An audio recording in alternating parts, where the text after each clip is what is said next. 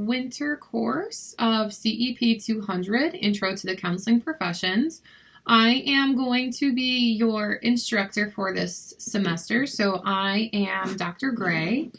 So the point of this video is to go through and just give you an overview of the course. So just to clear up some questions that are usually there for students when they start the course, and also to just kind of talk a little bit about what the expectations are of the course. So just to get started, the course description is essentially just what the title is. So we are going to get an introduction to the counseling professions. So what that means is, what is counseling? What is a counselor? What's the difference among counselors? What are the different settings that they might work in? And then what are the credentials necessary to become a counselor? So we are going to talk about mental health counselors, addiction counselors, pastoral counselors, college counselors, school counselors, just mental health counselors. So we're going to talk about a number of counseling professions. What I will say that we don't cover, though, we don't really delve as much into social work. That's just kind of a different realm of things, and credentials and schooling and stuff like that is completely different from someone who wants to be a counselor or get a master's degree or some type of credential in counseling. So unfortunately, I think historically the course description in UB has listed social work, but we have not really covered social work in a number of years. One thing that I do want to mention, though, a lot of students will come to the course and say that they were hoping to learn about like different counseling techniques and stuff like that.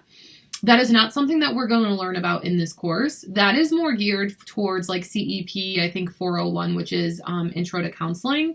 So if you were coming in with expectations to learn more about like the process of counseling, that's not something that we cover. We solely stick to the different counselors or counseling professionals. One thing that I will say that I have incorporated into this course is I've tried to give some type of exposure of like what each different counseling professional might encounter in that realm of counseling.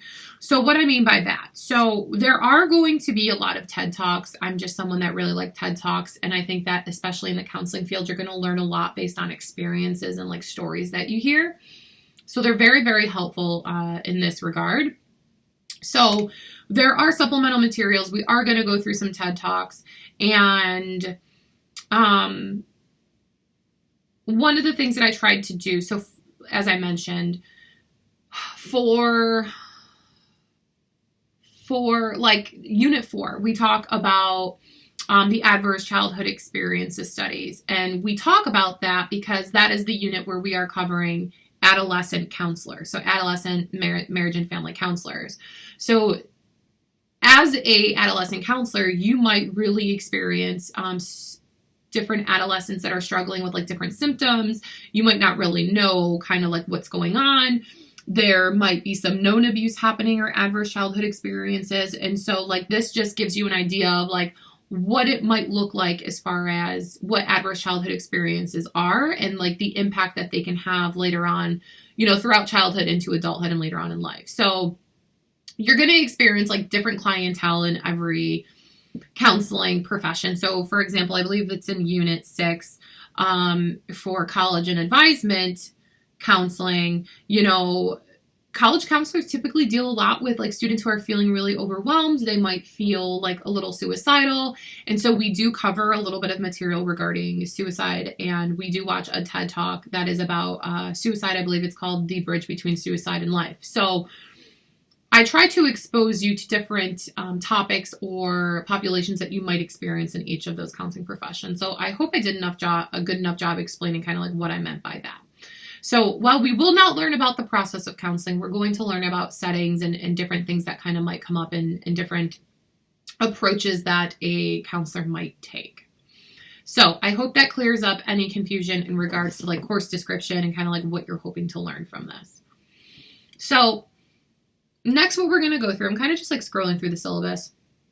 We're going to go through the different course requirements. So as you are I'm sure that you are aware, you signed up for a winter section of the course. This is very, very hard work. I always commend students who sign up for the winter term of this course or any course, because you are doing an entire semester worth of work in just 3 weeks. So, I remember back when I designed the course, I was like, should I really be giving the same amount of like workload to like winter and summer students as I am like fall and spring? And they were like, yeah, you're paying the same amount of money. Like, you got to get just as much out of it as anyone else would. So I'm really commending you right now and like giving you my utmost like sympathy, if you will, to as far as like taking this course in 3 weeks.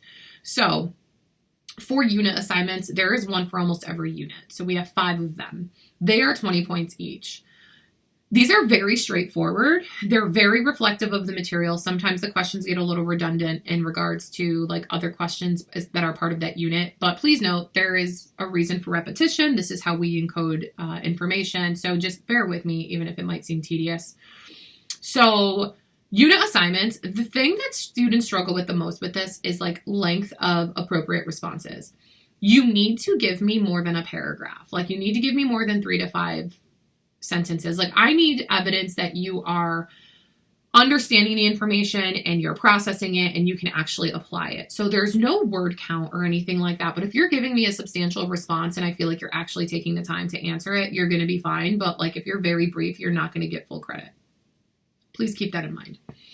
So for discussion boards, there's going to be 4, and there's 2 elements to every discussion board. So every discussion board, you need to be posting at least your initial response to the prompts, and then you have to comment on 2 of your classmates' posts.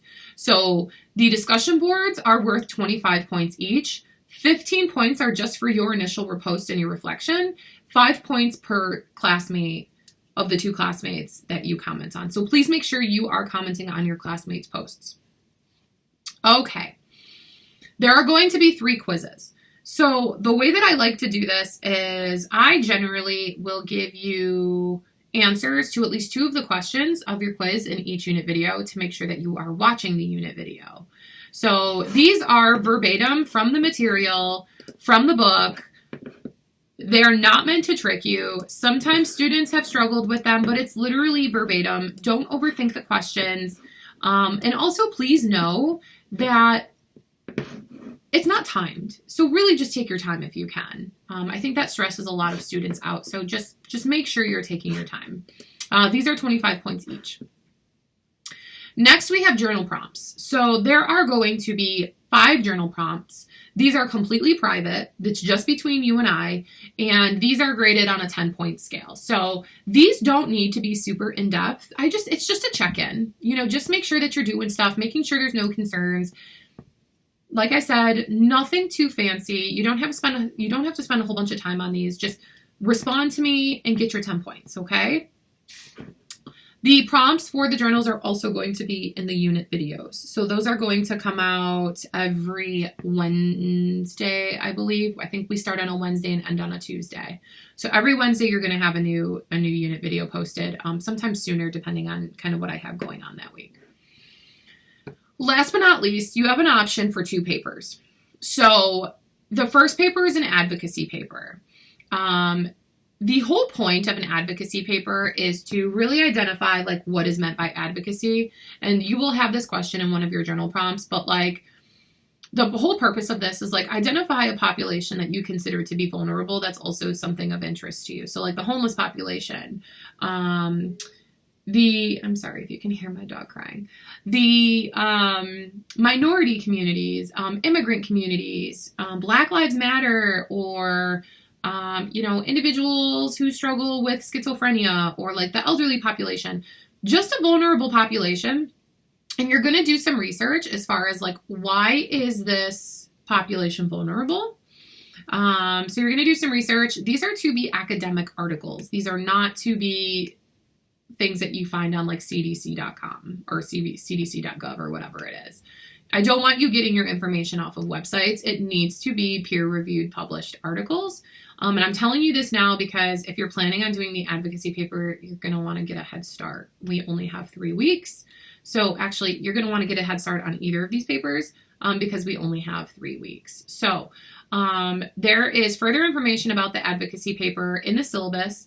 If you go into the papers and projects section in the unit area or the toolbar in UB Learns, you will find further guidelines, and then you're also going to find a sample paper to show you kind of like what I'm looking for. So you are going to put yourself in the position of a helping professional. So hypothetically speaking, if I were a professional that were advocating for this population, this is my specific and detailed advocacy plan and how I would do so. So that's also included in the sample paper.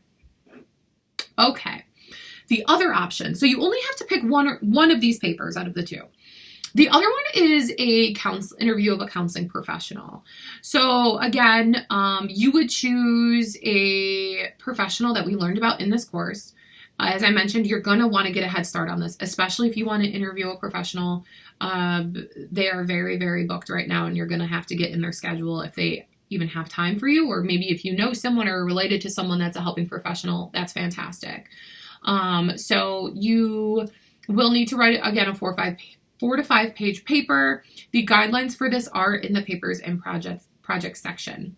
So for both of these papers, they are out of 125 points. You have to post in the discussion board and under the topic of advocacy paper if you are going to be doing the advocacy paper or you're going to be doing the interview paper. So no matter if you're doing the advocacy paper or not, you do have to post which one you plan on doing under that discussion board. You will get 25 points just for me approving that topic or that paper.